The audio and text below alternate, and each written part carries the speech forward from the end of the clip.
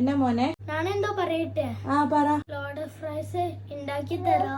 Okay, പറ്റും, നമുക്ക് പറ്റും.